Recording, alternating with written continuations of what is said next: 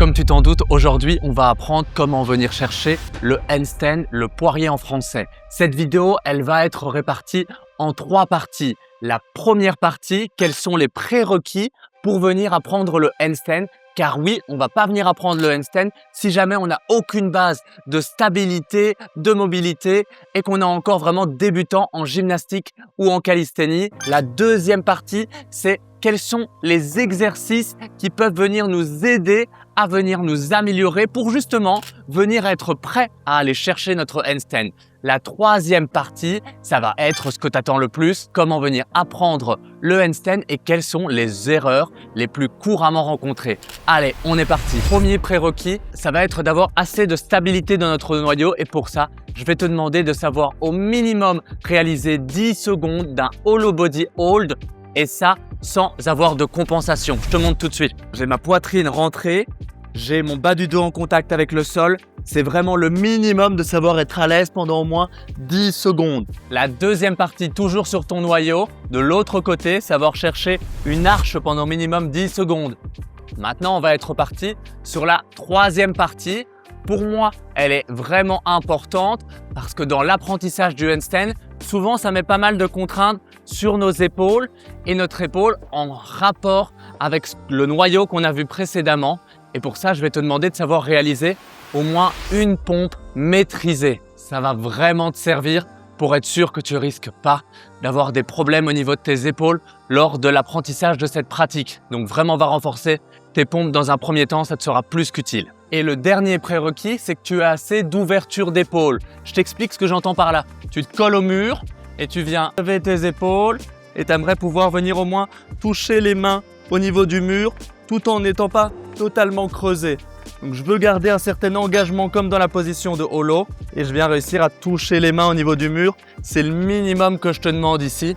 Sinon, c'est qu'il va être temps de travailler un petit peu sur ton ouverture d'épaule et probablement ta respiration. Let's go maintenant sur la deuxième partie qui va être sur comment venir renforcer tout ça. Pour le hollow body, comment je vais le renforcer? Je ne vais pas rentrer ici dans les détails, je vais surtout t'inviter à aller regarder ma vidéo sur les abdos de façon athlétique. J'en parle en détail et je te montre toutes les progressions pour pouvoir arriver à faire un hollow body correct. Donc, va voir cette vidéo. Maintenant, pour ce qui va être de l'ouverture d'épaule, on va partir sur 2 exercices que j'adore utiliser et qui en plus vont te permettre d'avancer encore plus vite vers tes handstands. Le premier exercice, ça va être à l'aide d'une box. On va venir aller chercher dans un premier temps des box wall walk.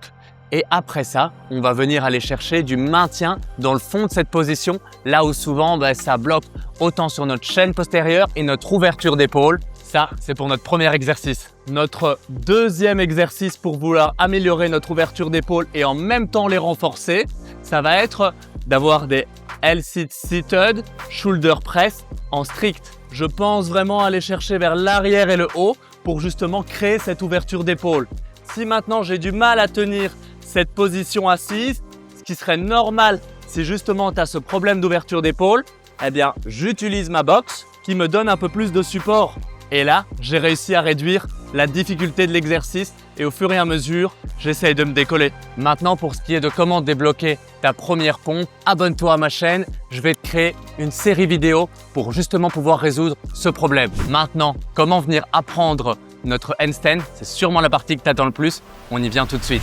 Le premier exercice qui nous est utile, c'est le trépied. Il nous aide à comprendre le principe de la stabilité qui est requis dans le handstand et surtout l'engagement ici au niveau des abdos comme dans le hollow body hold qui était évidemment un de tes prérequis.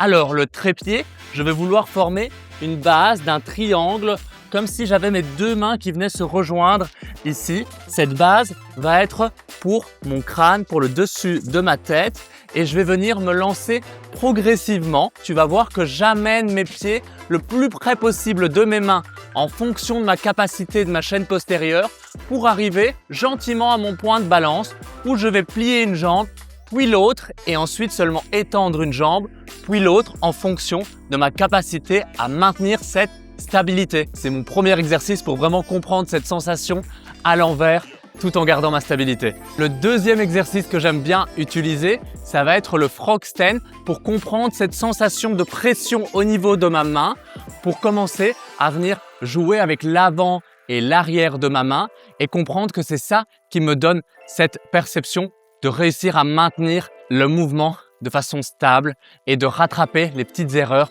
qui peuvent se produire. Cet exercice, il est évident qu'il peut demander pas mal de force et c'est pour ça aussi que je voulais que tu sois capable d'effectuer une pompe dans un premier temps. Maintenant, je te rassure, il n'est pas totalement nécessaire de maîtriser celui-ci avant d'attaquer sur la suite, mais c'est clairement un bonus. L'exercice suivant est pour ceux qui n'ont pas encore l'habitude de se lancer par eux-mêmes au niveau du mur. Je te montre ça tout de suite. Je place mes mains, je place ma tête, je mets mes pieds le plus proche possible, un pied l'autre, hop, je touche le mur, super. Maintenant, si je le sens, je peux pousser avec la distance qui me reste nécessaire et je suis dans cette première position de poirier au niveau du mur. Progression suivante, on va maintenant utiliser l'avancement du wall walk sur la boxe, mais cette fois-ci avec un vrai wall walk. Mon but est d'aller chercher le plus loin possible avec mes mains pour être le plus proche possible du mur.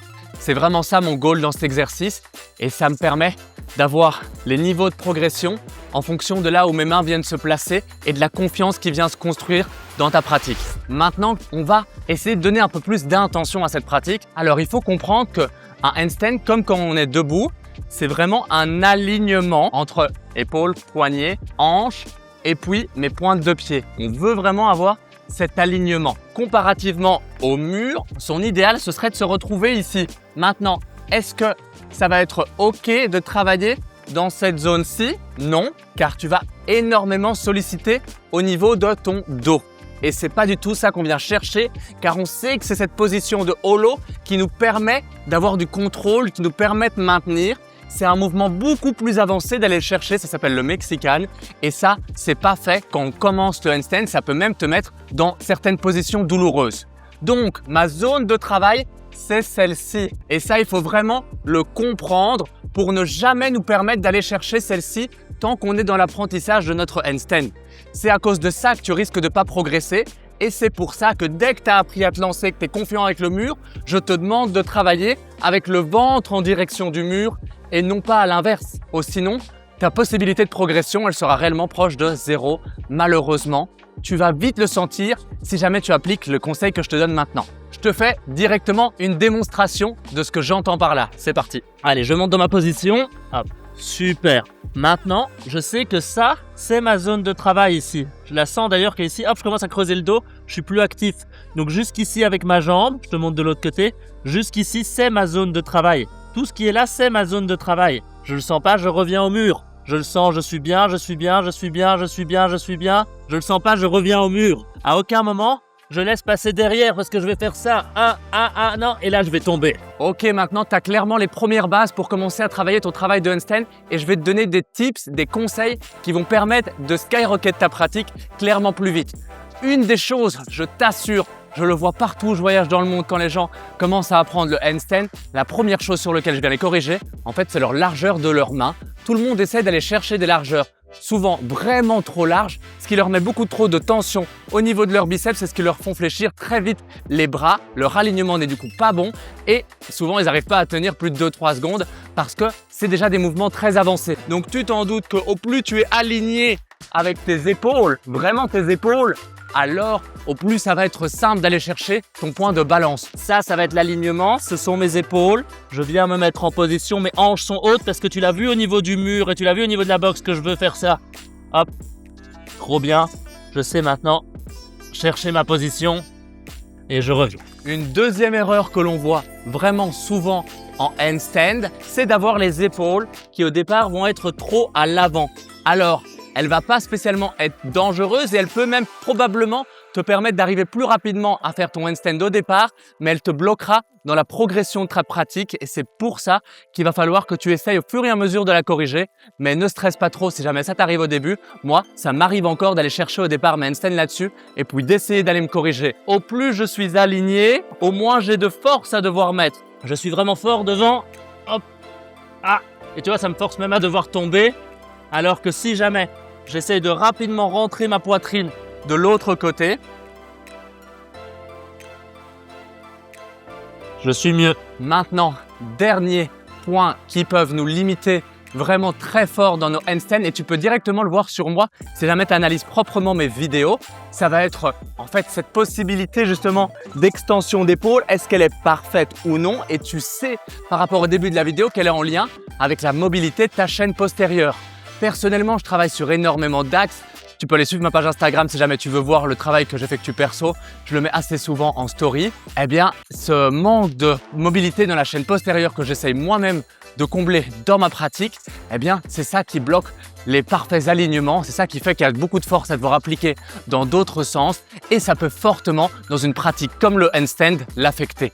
Donc, n'hésite pas à aller chercher des exercices de mobilisation de ta chaîne postérieure pour en avoir une mobile, forte et souple, pour pouvoir être sûr d'arriver à faire les handstands au mieux. Continue à venir suivre ma chaîne si jamais tu veux plus de conseils et n'hésite pas à me dire en commentaire si tu veux que j'aborde un sujet dans les détails pour que toi aussi tu puisses le comprendre et l'appliquer à ta pratique. Merci encore, salut!